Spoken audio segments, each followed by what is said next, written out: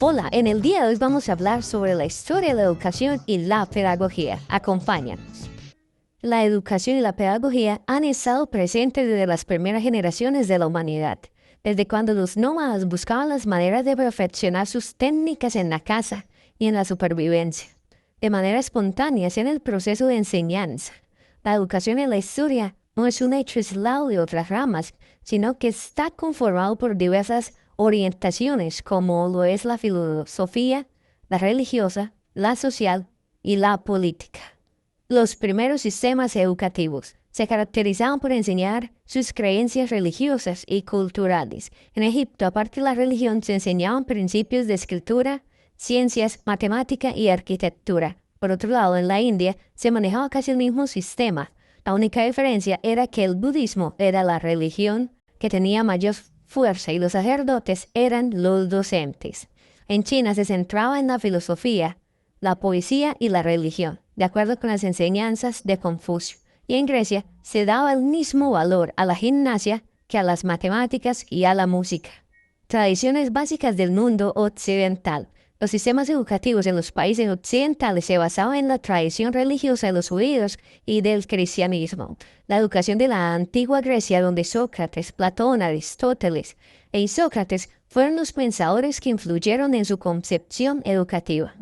El objetivo de los griegos era preparar a los jóvenes intelectualmente para asumir su posición de liderazgo en las tareas del Estado y la sociedad. La Edad Media. Durante el siglo IX, el rey Alfredo apoyó la creación de instituciones por toda Inglaterra que eran dirigidas por los monasterios, pero siglos atrás, Persia y Arabia, aproximadamente entre el siglo VI y el siglo IX, tuvieron instituciones que se encargaban del estudio de la ciencia y el lenguaje. Durante este tiempo, las ideas del escolasticismo se impusieron en el ámbito educativo de Europa occidental. La escolástica tenía como propósito fundamental unir los postulados de la teología cristiana desde una perspectiva lógica con los postulados filosóficos de Aristóteles y otros pensadores griegos. Para esta misma época también aparecieron las primeras universidades en Italia, Francia, París, Oxford y Cambridge. En el desarrollo de la educación superior durante la Edad Media, los musulmanes y los judíos desempeñaron un papel crucial, pues no solo promovieron la educación dentro de sus propias comunidades, sino que intervinieron también como intermediarios del pensamiento y la ciencia de la antigua Grecia en los estudios europeos. El Renacimiento fue un periodo en el que el estudio de las matemáticas y los clásicos llegó a extenderse como consecuencia del interés por la cultura clásica griega y romana, que aumentó con el descubrimiento de manuscritos guardados en los monasterios. Muchos profesores de lengua y literatura griega emigraron desde Constantinopla a Italia. El espíritu de educación durante ese tiempo está muy bien ejemplificado en las escuelas establecidas en Mantua, donde se introdujeron temas como la ciencia, la historia, la geografía, la música y la formación física.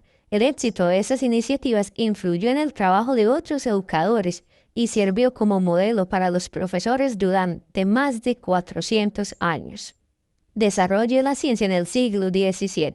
Este siglo fue un periodo de rápido progreso de muchas ciencias y de creación de instituciones que apoyaban al desarrollo del conocimiento científico.